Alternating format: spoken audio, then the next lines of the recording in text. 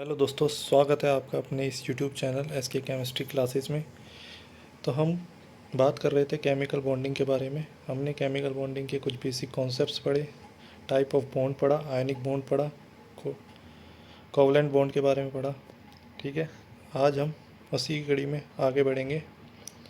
तो आज हमारा पहला टॉपिक जो रहने वाला है वह संकरण, हाइब्रिडाइजेशन। ठीक है, तो आइए शुरुआत करते हैं। सबसे पहले हम संकरण के कुछ बेसिक पॉइंट्स पढ़ेंगे, उसके बाद संकरण निकालते कैसे हैं उसके बारे में चर्चा करेंगे। संकरण होता क्या है पहले तो ये पता होना चाहिए। देखिए, संकरण क्या होता है, एक ही तत्व के एक ही परमाणु के परमाणु कक्षक जिनकी ऊर्जा और आकार कैसे होते हैं, भिन्न होते हैं। ऊर्जा और आकार भिन्न होते हैं, जो आपस में मिलकर समान ऊर्जा तथा आकार के नए कक्षकों का निर्माण करते हैं, जिन्हें क्या कहते हैं, संकृत कक्षक कहा गया है। और यह घटना क्या कहलाती है, संकरण कहलाती है। भिन्न ऊर्जा और आकार वाले जो कक्षक हैं वो मिलकर क्या है, समान ऊर्जा आकार के नए कक्षक जो निर्माण करते हैं, वो कौन से कक्षक होते हैं, संकृत कक्षक। और यही घटना क्या कहलाएगी, हमारी संकरण कहलाती है। अच्छा, संकरण की अवधारणा देने वाला कौन था, देने वाला थे पोलिंग। कौन थे, संकरण की अवधारणा देने वाला पोलिंग था। ठीक है,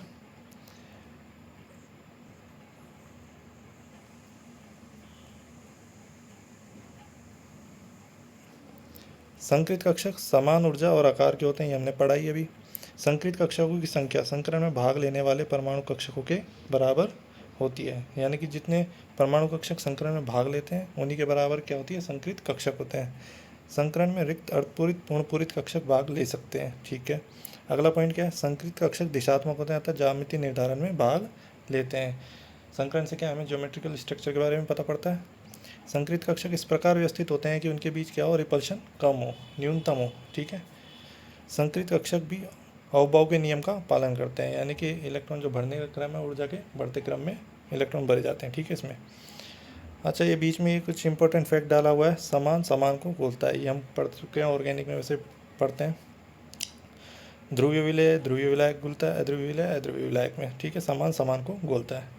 अच्छा, अब बात करते हैं संकरण। संकरण निकालते कैसे हैं।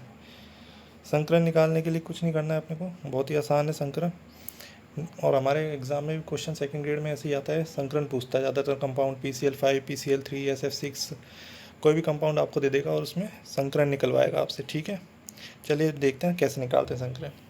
संकरण निकालने के लिए क्या है, हमको सिग्मा बॉन्ड पता होना चाहिए और लोन पेयर पता होना चाहिए। ठीक है, सिग्मा बॉन्ड की संख्या प्लस लोन पेयर की संख्या ये पता होना चाहिए, हमारा संकरण आसानी से निकल जाता है। ठीक है, अब संकरण निकालने के लिए देखिए क्या करते हैं, एग्जाम्पल से इसको समझेंगे आगे। सबसे पहले हम ये पता होना चाहिए n बराबर 2 हो तो कौन सा संकरण होगा, एक S और एक P कक्षक भाग लेंगे। n बराबर 3 हो तो क्या होगा, एक S और 2 P कक्षक भाग लेंगे। n बराबर 4 हो तो एक S 3 P कक्षक। 5 हो तो एक S 3 P और एक D कक्षक भाग लेंगे। n बराबर 6 हो तो एक S 3 P और D के 2 कक्षक भाग लेंगे। n बराबर 7 हो तो संकरण कौन सा होगा, sp3d3 होगा। ठीक है, अब एक एक के बारे में पढ़ते हैं।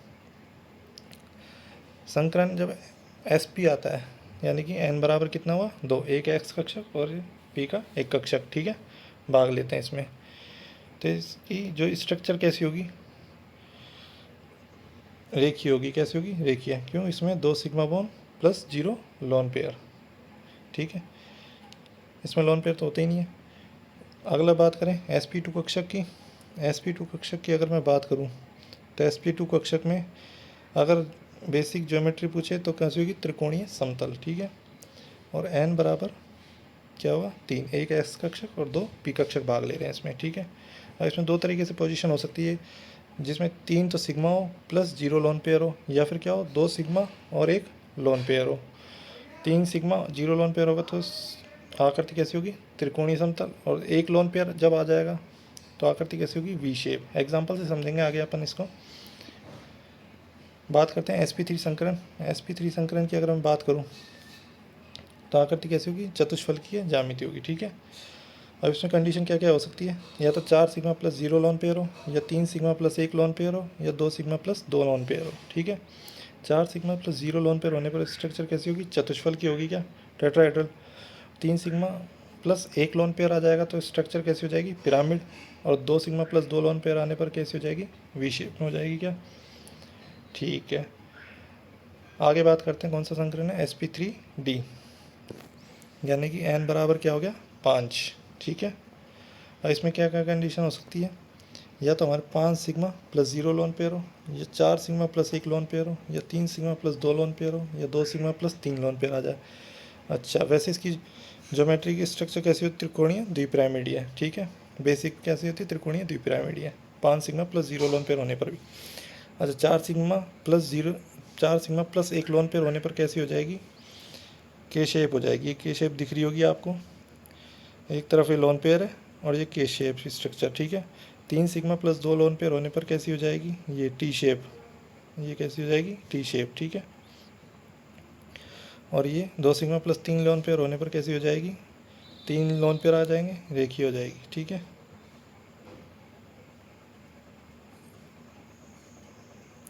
अच्छा पहले ये क्वेश्चन करने से पहले एक और ये संकलन का कंप्लीट कर लेते हैं अपन। अगला संकलन है sp3d2। बेसिक स्ट्रक्चर कैसी हो जाएगी, वर्गाकार द्विपिरामिडी। ठीक है, और इसमें क्या क्या कंडीशन हो सकती है, तो 6 सिग्मा प्लस 0 लोन पेयर हो तो स्ट्रक्चर वर्गाकार द्विपिरामिडी, या तो 6 sigma 5 sigma plus 1 lone pair हो तो कैसी हो जाएगी, वर्गाकार पिरामिडिया, 1 लोन पेयर आ गया, या फिर 4 सिग्मा प्लस 2 लोन पेयर हो जाएंगे तो लोन पेयर आमने सामने हो जाएंगे तो कैसी हो जाएगी, वर्गाकार समतली हो जाएगी क्या। अगला है अपना sp3d3। बेसिक स्ट्रक्चर कैसी हो जाएगी, पंचकोणीय द्विपिरामिडीय। ठीक है, अब इसमें क्या होगा, या तो 7 सिग्मा प्लस 0 लोन पेयर हो, या 6 सिग्मा प्लस 1 लोन पेयर हो। 7 सिग्मा प्लस 0 लोन पेयर होने पर कैसी होगी, पंचकोणीय द्विपिरामिडीय, और 6 सिग्मा प्लस 1 लोन पेयर हो तो कैसी हो जाएगी, विकृत अष्टफल की है। अपने को यही ध्यान रखना है स्ट्रक्चर के बारे में। ठीक है, उसके बाद हम संकलन निकालना भी सीखेंगे, अब कैसे निकालते हैं अपन एक एग्जाम्पल से सीखेंगे अब। ठीक है, उससे पहले एक क्वेश्चन जो हमारा ये है PCL5 वाला, और एक ये हमारा रह गया था ये PCL5 का। ठीक है, ये थोड़ा देख लेते हैं। अच्छा, ये जो है sp3d में जो हमारी स्ट्रक्चर है त्रिकोणीय द्विपिरामिडी है। ठीक है, ये कैसी होती है, ये दे रखी है। ठीक है, इसमें जो बॉन्ड लेंथ होती है वो अक्षीय की ज़्यादा होती है निरक्षीय से। किसकी, ये अक्षीय, ये अक्ष पर है। ठीक है, इसकी बॉन्ड लेंथ किससे ज़्यादा होती है, निरक्षीय वाले से। ठीक है, अब क्वेश्चन देख लेते हैं। PCL5 के बारे में असत्य कथन पूछ रहा है। ठीक है भाई, बता देते हैं। इसमें 90 डिग्री और 120 डिग्री के कोण होते हैं। बिल्कुल होते हैं, ये 120 डिग्री के कोण हैं आपस में, 120 डिग्री के, और ये 90 डिग्री वाले कोण हैं। बिल्कुल होते हैं, ये कथन तो सत्य है। अच्छा, इसमें सभी PCL बंदों की लंबाई समान है। नहीं, हमने अभी पढ़ा है अक्षीय की लंबाई, जो ये वाला अक्षीय है इसकी लंबाई क्या निरक्षीय से ज़्यादा होती है, तो ये गलत हो गया अपना, यही असत्य हो गया क्या। अगला भी देख लेते हैं, इसमें अक्षीय बंदों की लंबाई निरक्षीय से अधिक है। बिल्कुल ये सही है। संकरण इसमें sp3d होता है। बिल्कुल 1 sigma, 2 sigma, 3 sigma, 4 sigma, 5 sigma, तो n बराबर कितना आ रहा है, 5 आ रहा है क्या। तो इसमें संकरण कौन सा हो जाएगा, sp3d, ये भी सही है। ठीक है, अब बात करते हैं संकरण। यहाँ पर एग्जाम्पल दे रखे हैं खूब, आप इसका स्क्रीनशॉट ले लीजिएगा। मैं एक दो संकरण निकाल के आपको बता देता हूँ कैसे निकालते हैं संकरण। ठीक है, एग्जाम्पल को समझा देता हूँ। CO2 है, H2 है, इनका मैं करवा देता हूँ। देखिए अब कैसे निकालते हैं। CO2 है, अब CO2 में जो है मिडिल एटम कौन सा हो गया, कार्बन हो गया क्या। ठीक है, अब कार्बन की अगर हम बात करें तो बाह्यतम कोश में कितने इलेक्ट्रॉन होते हैं, 4 होते हैं। 1s2 2s2 2p2 होता है इसका इलेक्ट्रॉनिक विन्यास। तो बाह्यतम कोश में 2s2 2p2 यानी कि 4 इलेक्ट्रॉन होते हैं क्या। और ऑक्सीजन कितने बॉन्ड, डबल बॉन्ड बनाता है कार्बन से। ठीक है, तो इसके 4 इलेक्ट्रॉन होते हैं, 1 2 3 और 4, और इसमें ऑक्सीजन जोड़ देंगे, ऑक्सीजन डबल बॉन्ड बनाता है। ठीक है, अब अपन कैसे निकालते हैं, sigma bond plus lone pair. अब लोन पेयर तो इसमें है ही नहीं, सिग्मा बॉन्ड कितने, 1 और 2, 2 सिग्मा बॉन्ड है क्या, तो 2 तो सिग्मा हो गए प्लस 0 लोन पेयर हो गए, तो संकरण क्या आ जाएगा, 2 सिग्मा बॉन्ड sp आ जाएगा क्या, एक s और एक p कक्षक। ठीक है, और स्ट्रक्चर कैसी हो जाएगी इसकी, रेखीय, ये हमने बना रखी है। ठीक है, स्ट्रक्चर कैसी होती है sp संकरण में, रेखीय होती है क्या। ऐसे H2O का निकाल लेंगे, इसमें ऑक्सीजन, ऑक्सीजन का क्या होता है 1s2 2s2 2p4 होता है क्या, ऑक्सीजन का 1s2 2s2 2p4 होता है, राइट। तो बाह्यतम कोश में कितने इलेक्ट्रॉन हो गए, 6 इलेक्ट्रॉन हो गए। 6 में से 2 तो क्या हो जाएगा, हाइड्रोजन के साथ सिग्मा बंध बना लेंगे क्या, बाकी बचे 4 इलेक्ट्रॉन। 4 इलेक्ट्रॉन बचेंगे, ये 1 2 3 4, ठीक है। 4 इलेक्ट्रॉन बचेंगे क्या, तो संकरण क्या था, 1 2, 2 तो लोन पेयर और 2 सिग्मा बॉन्ड, कितना हो जाएगा 4, यानी कि sp3 संकरण। और sp3 संकरण में हमने एक कंडीशन पढ़ी थी, 2 सिग्मा और 2 लोन पेयर होने पर कैसी शेप आती है, वी शेप। ये वी शेप आ गई क्या, ठीक है। इस तरीके से हम ज्यामिति भी बता सकते हैं, स्ट्रक्चर, ज्योमेट्रिकल स्ट्रक्चर बता सकते हैं, संकरण का पता भी लगा सकते हैं। बाकी के एग्जाम्पल आप करके देखिएगा, कोई नहीं आया समझ में तो कमेंट में आप पूछ लीजिएगा, ठीक है। आप स्क्रीनशॉट ले सकते हैं इसका, ठीक है। चलिए आगे बढ़ते हैं। ले लिया होगा आपने स्क्रीनशॉट, आगे बढ़ते हैं। वेस्पर। अब अगली जो थ्योरी है, हमने हाइब्रिडाइजेशन संकरण के बारे में पढ़ लिया। अगली थ्योरी जो हमारी आती है वेस्पर थ्योरी, ठीक है, यानी कि valence shell electron pair repulsion theory. नाम से ही पता पड़ रहा है इस थ्योरी के बारे में। जो संयोजकता कोश है उसमें जो इलेक्ट्रॉन जो युग्म है, जो लोन पेयर है, इलेक्ट्रॉन पेयर के रूप में होते हैं। संयोजकता कोश में इलेक्ट्रॉन पेयर में के रूप में होते हैं, वो क्या करते हैं, अपन रिपल्शन करते हैं। उसी की थ्योरी है ये, ठीक है। अच्छा, ये थ्योरी देने वाले कौन थे, गिलेस्पी और नायोम ने दी थी ये थ्योरी, ठीक है। अच्छा, बॉन्ड पेयर और बॉन्ड पेयर में रिपल्शन बहुत कम होता है। उसके बाद लोन पेयर बॉन्ड पेयर में रिपल्शन ज़्यादा होता है, और उससे ज़्यादा होता है lone pair repulsion. Lone pair आपस में रिपल्शन बहुत ज़्यादा करते हैं, ठीक है। ये प्रतिकर्षण का क्या हो गया, क्रम हो गया।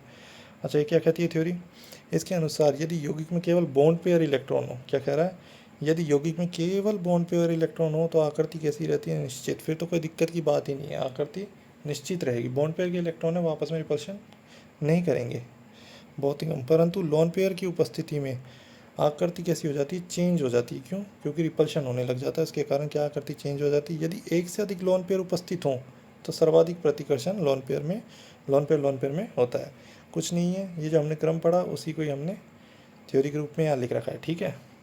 इसको एग्जाम्पल से समझते हैं। जैसे CH4 NH3 और H2 के एग्जाम्पल दे रखे हैं अपने को। CH4 की अगर मैं बात करूँ, ठीक है, CH4 में अगर मैं बात करूँ तो ये क्या है, 1 सिग्मा 2 सिग्मा 3 सिग्मा और 4 सिग्मा बॉन्ड है, यानी कि संकरण कौन सा हो गया, 4 sigma plus 0 lone pair, sp3 संकरण हो जाएगा क्या। अच्छा, सारे बॉन्ड पेयर वाले इलेक्ट्रॉन है इसमें, कोई भी लोन पेयर उपस्थित नहीं है। इसकी स्ट्रक्चर चतुष्फल की हो जाएगी, नियमित होगी क्या, बंद कोण का मान 109 डिग्री 28 मिनट, ठीक है। ये बात हो गई। अब मैं ये बात करूँ NH3 की, NH3 में बात करते हैं। NH3 की अगर हम बात करें तो 1s2 2s2 2p3, यानी कि आयतन कोश में कितने होते हैं, 5 इलेक्ट्रॉन होते हैं, जिसमें से 3 तो हाइड्रोजन के साथ सिग्मा बॉन्ड बना लेंगे और 1 लोन पेयर। संकरण तो इसमें भी क्या होगा, 3 सिग्मा प्लस 1 लोन पेयर, यानी कि 4 sp3 संकरण होगा, ठीक है।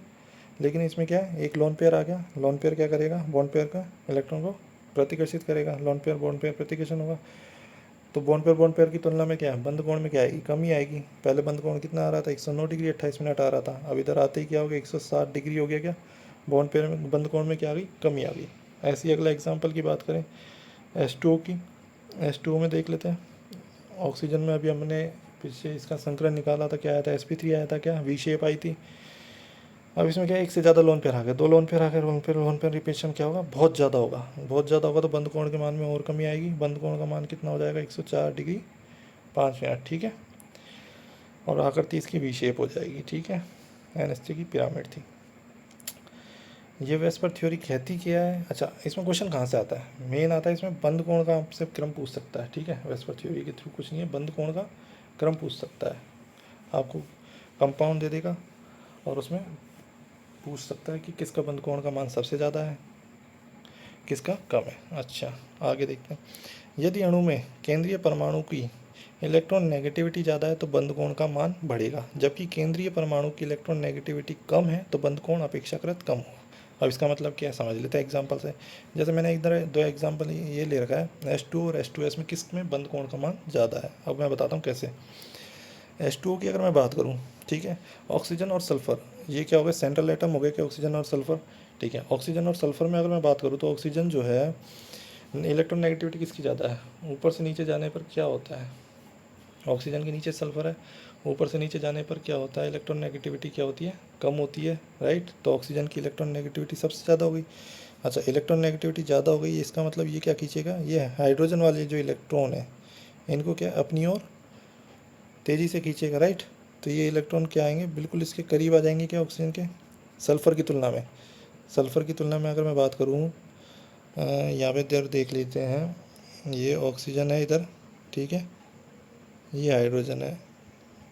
अच्छा, ये हाइड्रोजन के इलेक्ट्रॉन को अपनी तरफ खींचेगा तो ये इधर आ जाएंगे, ये इधर आ जाएंगे, ठीक है, इलेक्ट्रॉन नेगेटिव। और वहीं अगर मैं सल्फ़र की बात करूँ, सल्फ़र के इलेक्ट्रॉन नेगेटिविटी क्या है, इसकी तुलना में कम होती है, तो ये इतनी तेज़ी से इधर नहीं खींचेगा, इसके इलेक्ट्रॉन कहाँ आएंगे, करीब करीब यहाँ आएंगे, ठीक है।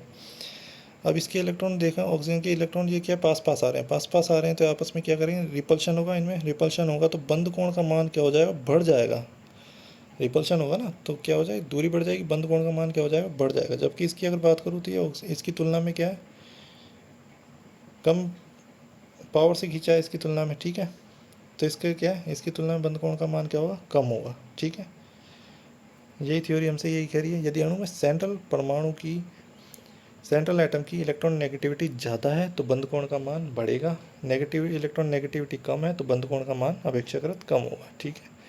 अगर वहीं बात करूँ मैं पेरिफेरल परिधीय परमाणु की बात करूँ, यदि परिधीय परमाणु की इलेक्ट्रॉन नेगेटिविटी बढ़ेगी तो बंद कोण घटेगा, इसमें उल्टा है, ठीक है। एग्जाम्पल से समझेंगे इसको भी। इसका एग्जाम्पल हम देख लेते हैं, ये OF2 और Cl2 ये दे रखा है ना, ठीक है। अब इसमें सेंट्रल एटम तो ये है, परिधीय परमाणु फ्लोरीन और क्लोरीन है, ठीक है, ऑक्सीजन और फ्लोरीन। हम जानते हैं कि इसकी विद्युत ऋणता ज़्यादा होती है, फ्लोरीन की होती है ना, फ्लोरीन की विद्युत ऋणता ज़्यादा है, तो ये ऑक्सीजन के इलेक्ट्रॉन को अपनी ओर खींचेगा। ये ऑक्सीजन, ये फ्लोरीन, ठीक है, ये ऑक्सीजन के इलेक्ट्रॉन है, ये ऑक्सीजन के इलेक्ट्रॉन है, ठीक है। ऑक्सीजन के इलेक्ट्रॉन को क्या करेगा, अपनी ओर खींचेगा, ये अपनी ओर ऑक्सीजन के इलेक्ट्रॉन को खींचेगा, राइट, करीब करीब इधर।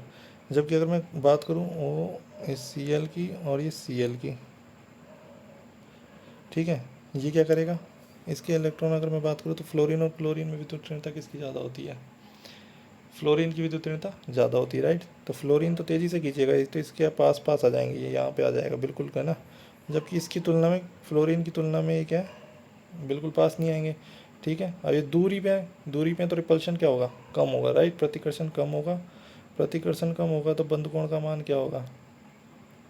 जबकि इसमें क्या देखें, इसमें प्रतिकर्षण ज़्यादा है, इसकी तुलना में तो कम दूरी है, तो प्रतिकर्षण ज़्यादा, तो बंद कोण का मान इसका क्या हो जाएगा, ज़्यादा हो जाएगा। तो यही कहना चाह रहा है वो, यदि परिधीय परमाणु की इलेक्ट्रॉन नेगेटिविटी कम है तो बंद कोण का मान ज़्यादा, और इलेक्ट्रॉन नेगेटिविटी ज़्यादा है तो बंद कोण का मान कम, ठीक है।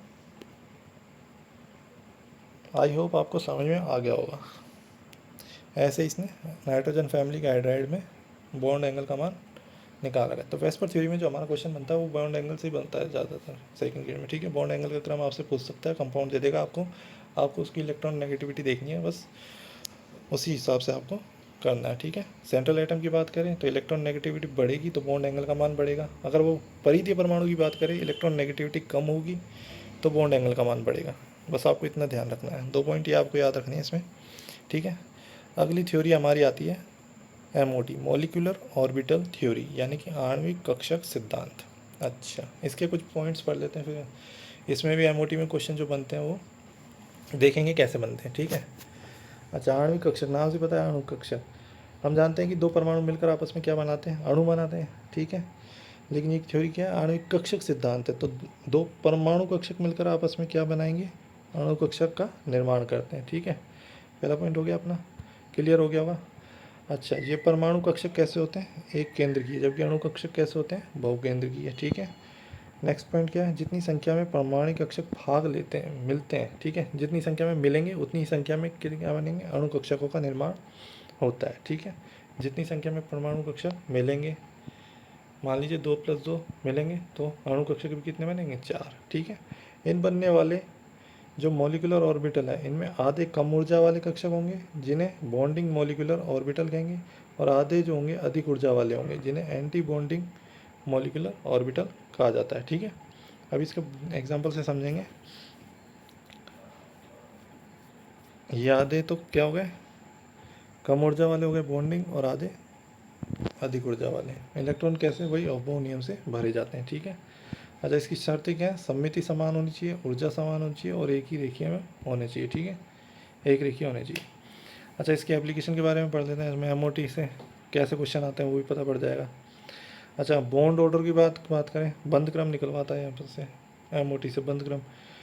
तो इसका सूत्र क्या है, 1/2 N B minus N. N B क्या है, बॉन्डिंग ऑर्बिटल की संख्या, और एन ए एंटी बॉन्डिंग में इलेक्ट्रॉन की संख्या। ठीक है। अगर मैं बात करूँ बॉन्ड ऑर्डर की बात करूँ, बंद क्रम क्या है, बंद की संख्या ही तो है। ठीक है। ये क्या होता है, स्थायित्व के समानुपाती होता है, बंद ऊर्जा के समानुपाती होता है, और बंद लंबाई के क्या होता है, व्युत्क्रमानुपाती होता है। ठीक है। यानी कि बॉन्ड लेंथ ज़्यादा होगी तो बॉन्ड ऑर्डर क्या आएगा, कम आएगा। ठीक है। अच्छा, इससे हम क्या, चुंबकीय प्रकृति का, यदि अयुग्मित इलेक्ट्रॉन बसता है तो अनुचुंबकीय, यदि युग्मित इलेक्ट्रॉन है उपस्थित तो प्रतिचुंबकीय प्रकृति। इन सब का एप्लीकेशन को हम एग्जाम्पल से समझते हैं।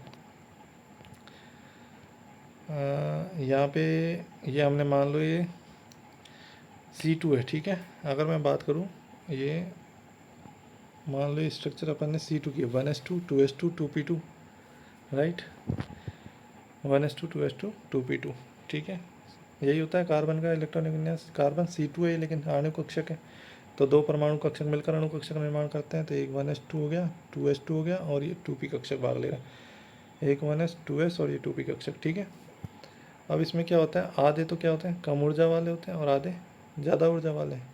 ठीक है। अब देखो, जितनी संख्या में परमाणु कक्षक भाग ले रहे हैं, दो, उतनी संख्या में क्या होगा, अणु कक्षक का निर्माण होता है। क्या हो रहा है, क्या 1s 1s, ये आधे कम ऊर्जा वाले और आधे अधिक ऊर्जा वाले, sigma 1s sigma star 1s।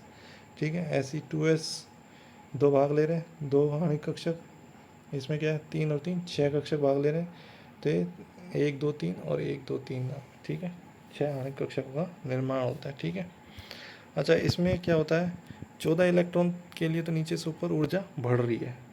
अब इसमें जैसे ही इलेक्ट्रॉन अपन फिल करना स्टार्ट करते हैं, जैसे 1 2, सबसे पहले कम ऊर्जा वाले कक्षकों में इलेक्ट्रॉन भरेंगे, 1 2, फिर 3 4, ऐसे इसमें 5 6 7 8, फिर 9 10 11 12, फिर 13 14।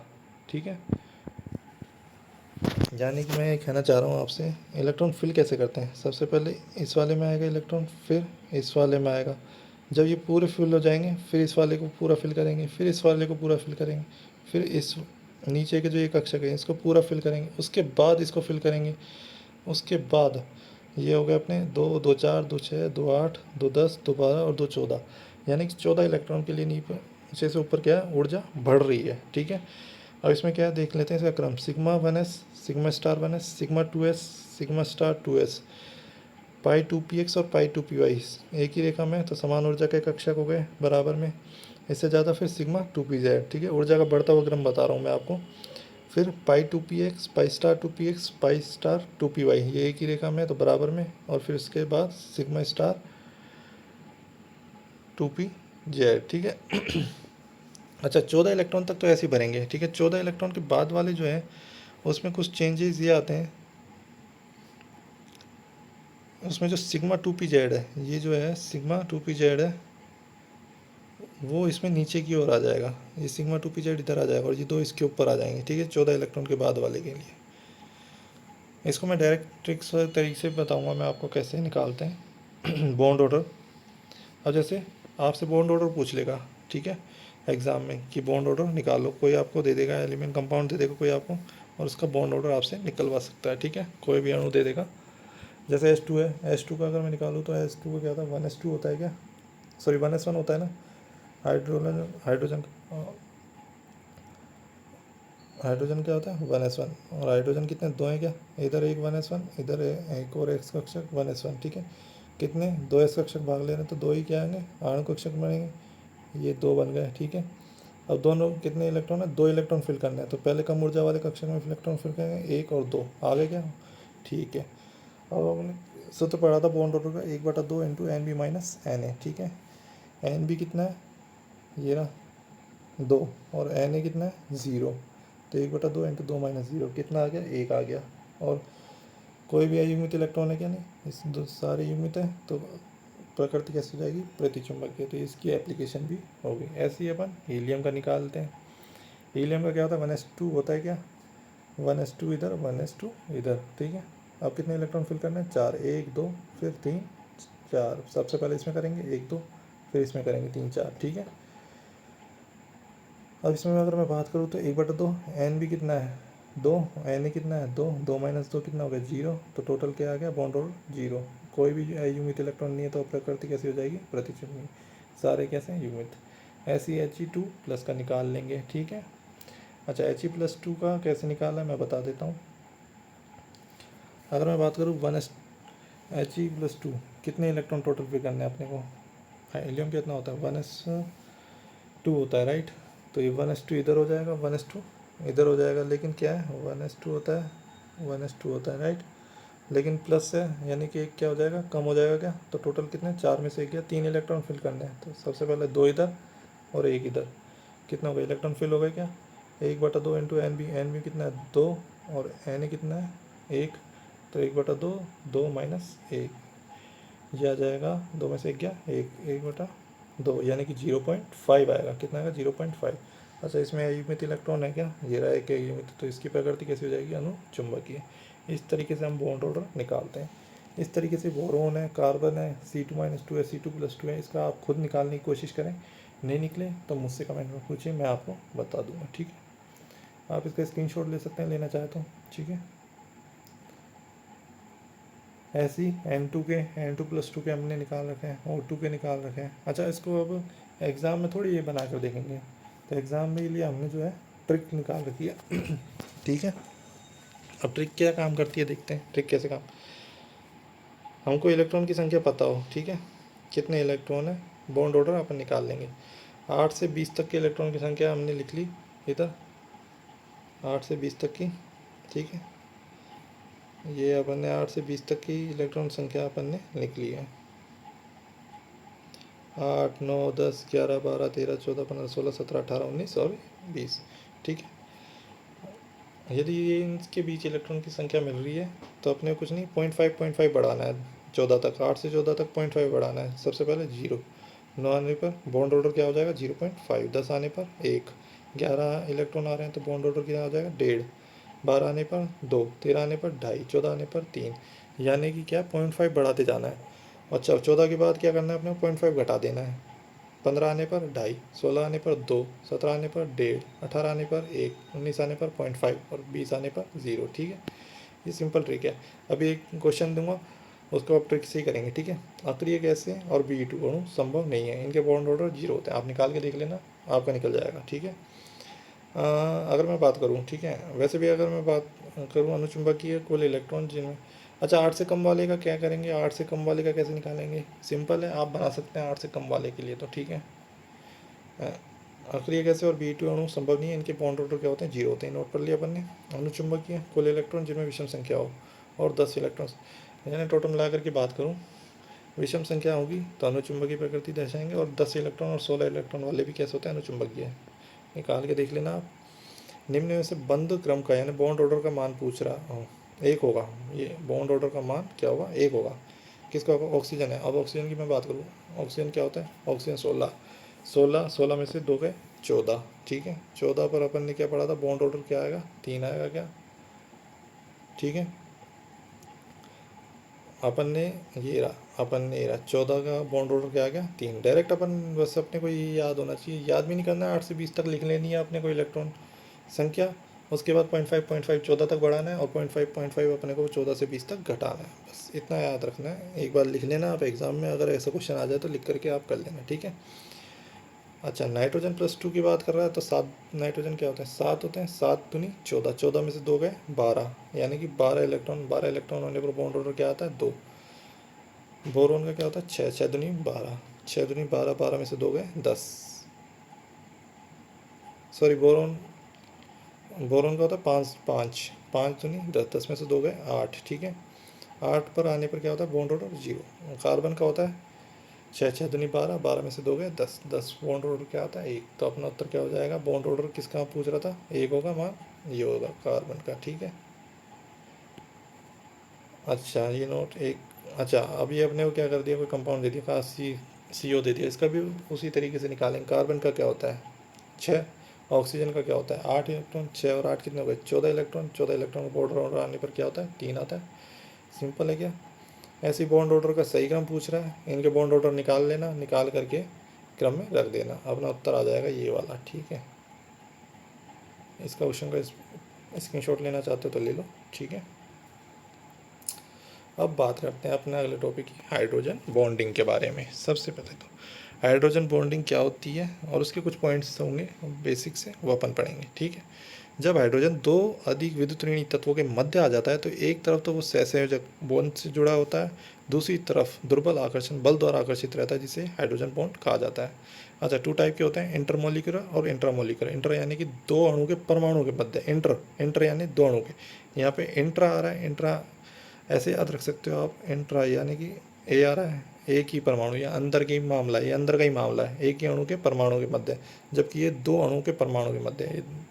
इसके लिए दो मॉलिक्यूल होना जरूरी है, जबकि इसके लिए एक ही मॉलिक्यूल के एटम के बीच। ठीक है, इंटरमोलिकुलर की अगर मैं बात करूँ, इंटरमोलिकुलर हाइड्रोजन बॉन्डिंग के एग्जांपल क्या क्या हो जाएंगे, H2 हो जाएगा, HF हो जाएगा, NH3 हो जाएगा। ठीक है, ये रहा, देखो ये हाइड्रोजन है, ये हाइड्रोजन है, एक तरफ तो क्या है दुर्बल आकर्षण बल से और एक तरफ क्या है सहसंयोजक बल से। ठीक है, और दोनों तरफ क्या है, ये oxygen oxygen, higher electronegative element के बीच में है क्या।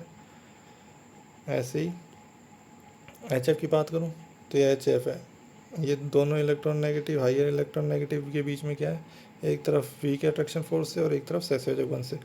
ऐसे ही NH3 की बात करूँ, एक तरफ तो ये क्या है सहसंयोजक और एक तरफ वीक अट्रैक्शन, दोनों नाइट्रोजन क्या है एलियम हायर इलेक्ट्रॉन नेगेटिव तत्व है। तो हाइड्रोजन जब दो इलेक्ट्रॉन नेगेटिव जो है हायर इलेक्ट्रॉन नेगेटिव तत्व के बीच में आ जाता है, एक तरफ तो वीक अट्रैक्शन फोर्स से जुड़ा होता है और एक तरफ क्या है सहसंयोजक बल से जुड़ा होता है, यही क्या होती है हाइड्रोजन बॉन्डिंग होती है। अच्छा, अब इसके लिए क्या इंटरमोलिकुलर, इंटरमोलिकुलर के लिए दो अणु लेने पड़ रहे हैं, H2O के कितने, दो मॉलिक्यूल, HF के दो मॉलिक्यूल, NH3 के दो मॉलिक्यूल। ठीक है, अच्छा, बंध सामर्थ्य, बॉन्ड स्ट्रेंथ भी पूछ सकता है। अब बॉन्ड स्ट्रेंथ की अगर मैं बात करूँ तो जिसकी इलेक्ट्रॉन नेगेटिविटी ज़्यादा होगी उसी की बॉन्ड स्ट्रेंथ ज़्यादा होगी। हम जानते हैं फ्लोरीन ऑक्सीजन और नाइट्रोजन, नाइट्रोजन ऑक्सीजन फ्लोरीन में किसकी होगी, बाएं से दाएं जाने पर इलेक्ट्रॉन नेगेटिविटी बढ़ती है तो फ्लोरीन की ज़्यादा होगी, फ्लोरीन की ज़्यादा होगी तो बॉन्ड्स जो स्ट्रेंथ है वो किसकी ज़्यादा होगी, HF की ज़्यादा होगी ना। ठीक है, उसके बाद H2 की, उसके बाद NH3 की, जितना ज़्यादा इलेक्ट्रॉन नेगेटिव उतनी अच्छी हाइड्रोजन बॉन्डिंग। इस प्रकार की हाइड्रोजन बॉन्डिंग में संगुणन होता है, संगुणन का मतलब होता है पास पास आ जाते हैं, जिससे मेल्टिंग बॉइलिंग पॉइंट क्या बढ़ जाएंगे, जब हम पास पास आ जाएंगे तो मेल्टिंग बॉइलिंग पॉइंट तो ऑटोमेटिक ही बढ़ जाएंगे, बिल्कुल सही बात है। अब बात करते हैं एग्जाम्पल की। अच्छा, अल्कोहल और जल जो है वो भी इसका क्या है एग्जाम्पल है, चार एग्जाम्पल इसके बारे में पढ़े अपन ने, बेसिक HF, H2O, NH3 और अल्कोहल प्लस जल। ठीक है, अल्कोहल प्लस जल की बात करूँ तो ये ऑक्सीजन के बीच में क्या है, दो ऑक्सीजन के बीच में हाइड्रोजन। ठीक है, इंट्रामोलिकुलर हाइड्रोजन बॉन्डिंग की बात कर लेते हैं। इंट्रामोलिकुलर हाइड्रोजन बॉन्डिंग की अगर मैं बात करूँ तो इसका एग्जांपल हो जाएगा ऑर्थोनाइट्रोफ्लोन, ऑर्थोक्लोरोफिनॉल। अब इसमें देख लेते हैं, ऑर्थो पर नाइट्रो है, ठीक है, और ये फिनॉल है OH। H की बात करूँ तो दो ऑक्सीजन के बीच में आ रहा है क्या, ये दो ऑक्सीजन के बीच में, एक तरफ तो वीक अट्रैक्शन फोर्स से और एक तरफ सहसंयोजक बल से, जबकि पूरा क्या है एक ही मॉलिक्यूल है, अंदर का ही मामला हो रहा है इसमें तो एक ही मॉलिक्यूल में। अच्छा, एक किलेट वाले का निर्माण भी करते हैं। ठीक है, किलेट वाले यानी कि ये वलय बन रही है ना, तो इसी को क्या कहते हैं किलेट वाले का निर्माण करते हैं। और सेलिसैल्डिहाइड की बात करूँ तो सेलिसैल्डिहाइड में OH और CHO, इसमें भी देख लेते हैं, हाइड्रोजन दो ऑक्सीजन के बीच में आ रहा है, एक तरफ वीक अट्रैक्शन फोर्स और एक तरफ सहसंयोजक बल। ठीक है, अच्छा, इनमें क्या होता है, इनमें जो है संगुणन नहीं होता, संगुणन नहीं होगा तो मेल्टिंग मेल्टिंग पॉइंट भी क्या होते हैं कम होते हैं, लेकिन किलेट वाला ये वाला बन रही है तो किलेट वाले का निर्माण होता है। ठीक है, अब इसी के बारे में हाइड्रोजन बॉन्डिंग के कुछ बेसिक पॉइंट्स हैं, इंटर और इंटरमोलिक्यूल के मिला करके हैं। ठीक है, सम इम्पोर्टेंट पॉइंट्स कुछ पढ़ लेते हैं। अच्छा, हाइड्रोजन बॉन्डिंग के कारण ही क्या है, H2O द्रव होता है जबकि H2S गैस होती है। क्वेश्चन आ सकता है ऑक्सीजन क्या है, H2O द्रव है जबकि H2S गैस है, क्यों। ऑप्शन में आपका एक ऑप्शन होगा हाइड्रोजन बॉन्डिंग के कारण। ठीक है, हाइड्रोजन बॉन्डिंग के कारण। ठीक है, बर्फ़ में जल का एक अणु चार हाइड्रोजन बॉन्ड बनाता है, जल का एक अणु जो है कितने हाइड्रोजन बॉन्ड बनाता है, चार हाइड्रोजन बॉन्ड बनाता है। ये है अपना, ये H2 अणु है, ये कितने चार हाइड्रोजन बॉन्ड बना रहा है देख लो। ठीक है, KHF2 इसका निर्माण भी क्या है, हाइड्रोजन बॉन्डिंग के कारण दो फ्लोरीन के बीच में हाइड्रोजन आ रहा है, KHF2 का निर्माण भी। अच्छा, हाइड्राइड का क्रम जो है क्वथनांक, बॉइलिंग पॉइंट का क्रम पूछ रहा है। अब ये बॉइलिंग पॉइंट का क्रम हाइड्रोजन बॉन्डिंग के कारण जो है, अगर मैं बात करूँ ऊपर से जाने पर, ये क्या है, क्वथनांक बढ़ रहा है। H2S oxygen, sulphur, selenium, टेलिनियम। सबसे ज़्यादा किसका होना चाहिए, टेलिनियम का होना चाहिए था, लेकिन होता किसका, H2O। किसके कारण होता है, H2O सबसे ज़्यादा होता है हाइड्रोजन बॉन्डिंग के कारण। ऐसे ही क्लोरीन, ब्रोमीन, आयोडीन और फ्लोरीन का सबसे ज़्यादा हाइड्रोजन बॉन्डिंग के कारण। फास्फोरस, आर्सेनिक, एंटीमनी, NH3 जो है इसमें तीसरे नंबर पे आता है, ठीक है, नाइट्रोजन वाला कंपाउंड इसमें तीसरे नंबर पे आता है, ये याद कर लेना। हाइड्रोजन बॉन्डिंग के कारण एल्कोहल की जल में विलेयता जो है अधिक होती है, बिल्कुल। एसिटिक अम्ल की जल में विलेयता अधिक, वो भी किसके कारण होती है, हाइड्रोजन बॉन्ड के कारण। एसिटिक अम्ल जो है बेंजीन में किसके रूप में होता है, डाइमर द्विलक के रूप में रहता है। ये अपने कुछ पॉइंट्स हैं। अब बात कर लेते हैं, एक टॉपिक है अपना द्विध्रुव आघूर्ण, mu is equal to Q into D, यानी कि आवेश इन दूरी का गुणनफल। द्विध्रुव आघूर्ण कहलाता है आवेश और दूरी का गुणनफल, ठीक है। म्यू जीरो है तो non polar, mu is equal to not zero यानी कि पोलर। अब बात कर लेते हैं नॉन पोलर कौन से होते हैं, पोलर कैसे होते हैं, देखते कैसे हैं, कैसे पहचानते हैं, इस सब के बारे में। हाइब्रिडाइजेशन आना चाहिए, स्ट्रक्चर बन जाएगी, स्ट्रक्चर बनने के बाद अपन आराम से पहचान सकते हैं। अब मैं बात करूँ सभी द्विपरमाणु अणु की, अगर मैं बात करूँ जैसे H2 है, O2 है, N2 है, Cl2, इसमें एक ही प्रकार के हैं एटम, तो सीधी सी बात है इलेक्ट्रोनेगेटिविटी होगी नहीं तो क्या, कौन किसको खींचेगा अपनी तरफ, दोनों की बराबर है, किसी को नहीं खींचेगा तो m इक्वल टू जीरो। विषम द्विपरमाणु में अगर मैं बात करूँ तो इसमें इलेक्ट्रोनेगेटिविटी से देखेंगे, और जैसे HF, HCl, HBr और HI किसकी ज़्यादा होगी, द्विध्रुव में किसका ज़्यादा होगा, सिंपल सी बात है, फ्लोरीन की इलेक्ट्रोनेगेटिविटी ज़्यादा है, ये अपनी तरफ खींचेगा, उसकी सबसे ज़्यादा इलेक्ट्रोनेगेटिव फ्लोरीन की अपनी तरफ सबसे ज़्यादा खींचेगा, ठीक है, तो मोर पोलर होगा, उसकी तुलना में कम होगा, उसकी तुलना में कम, उसकी तुलना में बहुत कम, ठीक है। लेस EN IN परिणाम एलोन पेयर की तरफ क्या है, एरो होते हैं, ठीक है। अब CH4 है, CH4 की अगर मैं बात करूं, अभी किसी कुछ के क्या द्विध्रुव आघूर्ण निकाल रखे हैं अपन ने, CH4 है, ये इसकी स्ट्रक्चर बना दी। अब कार्बन, हाइड्रोजन में किसकी विद्युत जाता है, कार्बन की, तो इसमें किसकी तरफ जो आएंगे, कार्बन की तरफ आएगा, इधर से कार्बन की तरफ, इधर से हाइड्रोजन कार्बन की, इधर से कार्बन की तरफ, तो इधर से कार्बन की तरफ आएंगे, ठीक है, इधर से इधर आएगा, इधर से इधर आएगा, तो ये आपस में क्या हो जाएंगे, कैंसिल आउट हो जाएंगे क्या, एक मिनट सॉरी, हाँ, तो म्यूजिकल टू क्या आ जाएगा, जीरो हो जाएगा। ऐसे CCl4 हो जाएगा, ऐसे CHCl3 हो जाएगा। CHCl3 में म्यूजिकल टू जीरो क्यों नहीं होगा, उसका कारण क्या है देखते हैं। अगर मैं बात करूँ हाइड्रोजन और कार्बन की मैं बात करूँ, तो हाइड्रोजन और कार्बन किसकी ज़्यादा है, कार्बन की, तो कार्बन की तरफ एरो लगाएंगे, ठीक है। अगर क्लोरीन और कार्बन की मैं बात करूँ, किसकी ज़्यादा है,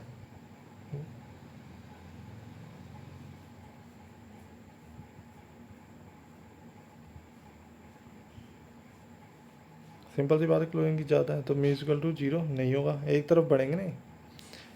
CO2 की बात करें, CO2 में क्या होगा, CO2 की अगर मैं बात करूँ तो CO2 की रेखीय स्ट्रक्चर होती है, राइट, एक मिनट, CO2 की रेखीय स्ट्रक्चर होती है, तो इसमें क्या हो जाएगा, कार्बन ऑक्सीजन में, ऑक्सीजन की विद्युतीयता ज़्यादा है तो इस तरफ एरो आ जाएगा, इसमें इसकी ज़्यादा है तो इस तो कैंसल आउट हो जाएंगे, तो म्यूजिकल टू जीरो हो जाएगा, राइट।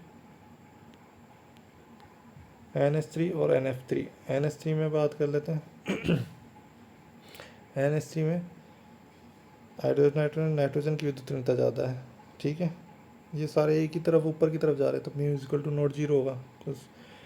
NF3 की मतलब कुछ तो द्विध्रुव आघूर्ण होगा ही होगा। NH3 की बात करें तो NH3 में ऊपर की तरफ जा रहा है और फ्लोरीन में नीचे की तरफ, लेकिन ये कैंसिल आउट नहीं होंगे, क्यों नहीं होंगे कैंसिल आउट, क्योंकि ये लोन पेयर है, एक ही सामान थोड़ी है, फ्लोरीन फ्लोरीन होता तो फिर कैंसिल आउट होता, ये लोन पेयर का अलग होगा, लोन पेयर अपनी क्षमता से खींच रहा है, फ्लोरीन अपनी क्षमता से खींच रहा है, दोनों बराबर की क्षमता थोड़ी है जो म्यूजिकल टू जीरो हो जाएगा, ठीक है।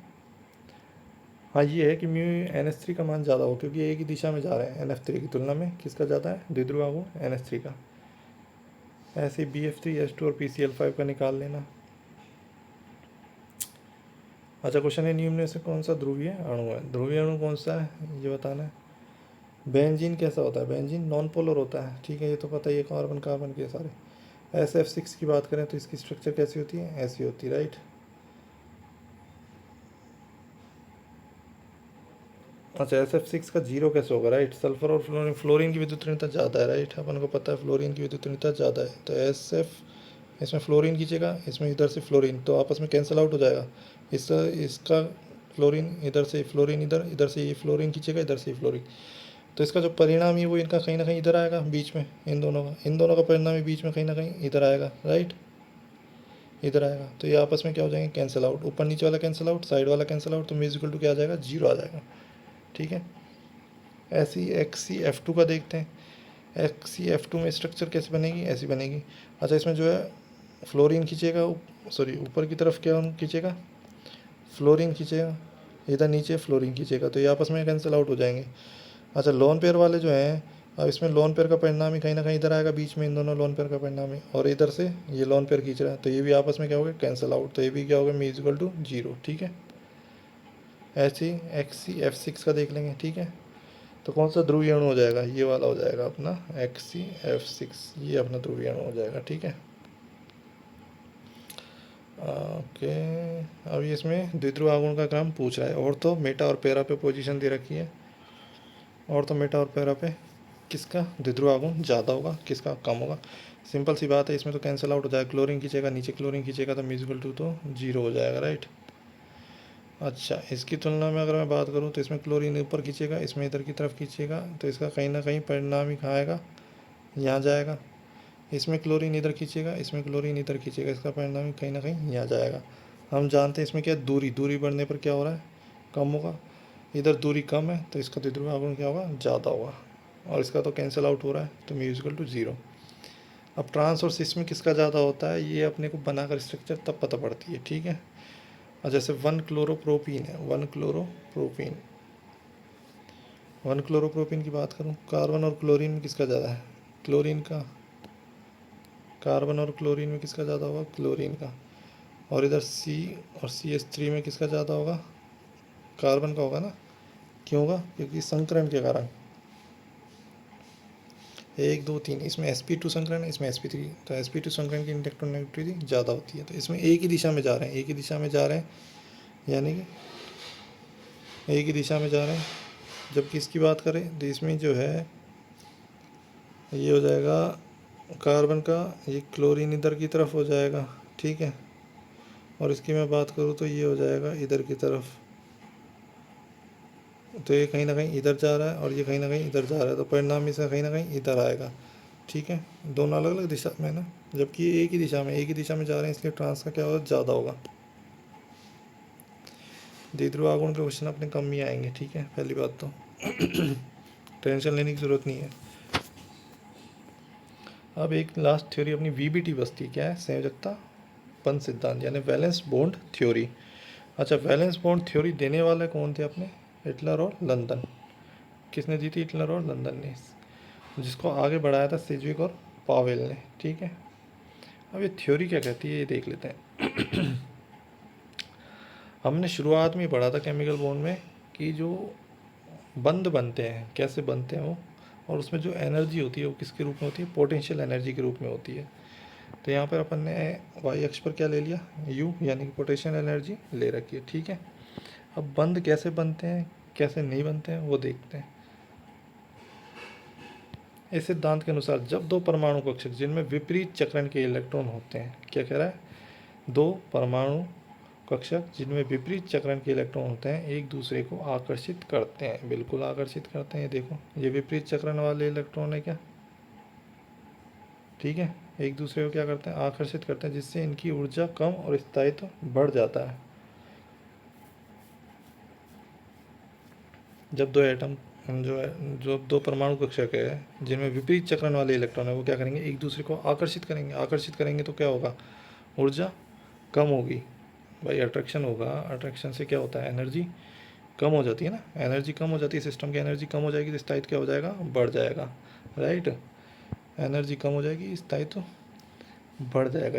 ये एनर्जी क्या हो रही है? कम होती जा रही, कम होती जा रही, ठीक है, कम होती जाएगी, और ये पास पास आ रहे हैं, तो क्या होंगे, ओवरलैपिंग करेंगे। क्या करेंगे, ओवरलैपिंग। जब तंत्र की ऊर्जा स्थायित्व अधिकतम, तब सहसंयोजक बंध का निर्माण होगा। परमाणु कक्षकों के इलेक्ट्रॉन अब आंशिक अतिव्यापित होकर किसका निर्माण करते हैं, ये क्या ओवरलैपिंग करके किसका निर्माण करेंगे, बंध का निर्माण करते हैं। अच्छा, बंध सामर्थ्य किस पर निर्भर करता है, ये ओवरलैपिंग जो हो रही है इसके क्षेत्रफल पर निर्भर करता है। जितना अधिक ओवरलैपिंग, बंध उतना ही क्या होगा, स्ट्रॉन्ग बनेगा। यानी अतिव्यापन की मात्रा जितनी ज़्यादा, बंध उतना ही स्ट्रॉन्ग बनेगा। बॉन्ड की स्ट्रेंथ उतनी ही ज़्यादा होगी। ठीक है। अच्छा, ये जो क्या है, ग्राफ एक बार समझ लेते हैं। ये ग्राफ तो ये दो विपरीत चक्रण वाले इलेक्ट्रॉन हैं, ये तो आकर्षित होता है। आकर्षण के कारण सिस्टम की एनर्जी कम होगी, एनर्जी कम तो स्टेबिलिटी ज़्यादा, और ये बंध का निर्माण हो रहा है, राइट। अच्छा, जब दो समान चक्रण वाले इलेक्ट्रॉन हो, समान चक्रण वाले क्या होंगे, आपस में प्रतिकर्षित होंगे। प्रतिकर्षण होगा तो इस ऊर्जा का मान क्या होगा, बढ़ेगा। बढ़ेगा तो स्थायित्व क्या होगा, कम होगा। क्या, प्रतिकर्षण हो। लेकिन बंध निर्माण कब होता है, जब आकर्षण का मान प्रतिकर्षण से ज़्यादा हो, तब बंध निर्माण होता है, स्थायित्व होता है और ऊर्जा कम होती है, राइट। देने वाले हिटलर लंदन, बढ़ाने वाले आगे सीजिग और पावेल। ठीक है, ये याद रखना है। अच्छा, अतिव्यापन में समअक्षीय अतिव्यापन से कौन सा बॉन्ड बनता है, सिग्मा बॉन्ड, और समपार्श्वीय से कौन से बॉन्ड बनते हैं, पाई बॉन्ड।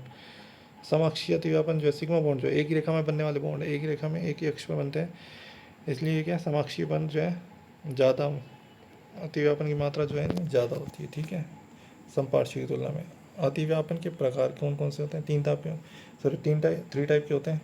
एसएस अतिव्यापन, एसपी अतिव्यापन और पीपी अतिव्यापन, राइट।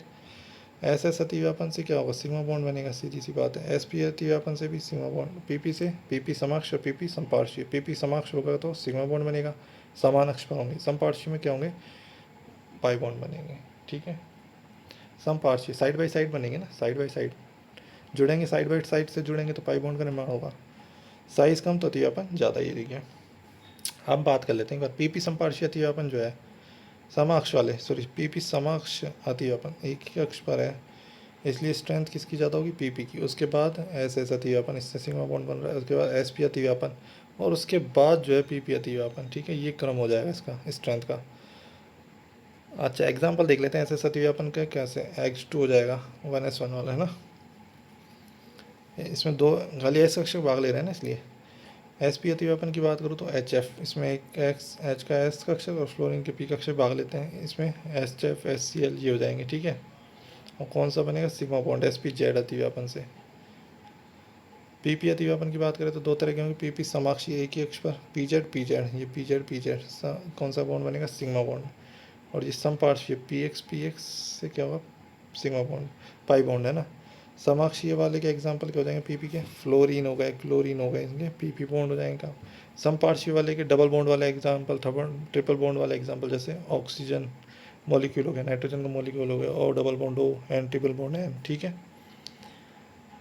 अब इसमें एक लास्ट क्वेश्चन आता है, उसके बाद हमारा ये टॉपिक कंप्लीट हो जाएगा केमिकल बॉन्डिंग वाला। निम्न में से शून्य अतिव्यापन का उदाहरण है। शून्य अतिव्यापन का उदाहरण आपको कैसे देखना है, अगर ये क्वेश्चन आ जाता है। ठीक है, हम जानते हैं पीजेड वाला जो है, जिसमें पीजेड आता है वो तो सिग्मा बॉन्ड का निर्माण कर रहा है। पीजेड वाला आ रहा है, सिग्मा बॉन्ड का निर्माण कर रहा है, तो ये तो बिल्कुल नहीं है। पीजेड आ रहा है, ये भी बिल्कुल नहीं सिग्मा बॉन्ड का। पी एक्स पी वाई आ रहा है, ये एक्स वाई वाले जो है क्या, समपार्श्वीय अतिव्यापन करते हैं, समपार्श्वीय अतिव्यापन करते हैं। ठीक है, अब एक्स के साथ पी एक्स आ जाए, एक्स के साथ पी वाई आ जाए, पी एक्स के साथ पी जेड आ जाए, पी वाई के साथ पी जेड आ जाए, यानी पी एक्स पी वाई आ जाए, तो किसका निर्माण करेगा, शून्य अतिव्यापन का उदाहरण है। वो किसका होगा, पी एक्स पी वाई किसी में आ जाए, option P X P Y के साथ कोई भी हो, तो आपका वही उत्तर हो जाएगा, शून्य अतिव्यापन का उदाहरण। ठीक है, तो इसका अपना उत्तर क्या हो जाएगा, ऑप्शन नंबर 3। ठीक है, पी एक्स पी वाई। हमारा ये टॉपिक आज कंप्लीट होता है केमिकल बॉन्डिंग का। आई होप आपको ये क्लास अच्छी लगी हो, यूज़फुल लगी हो।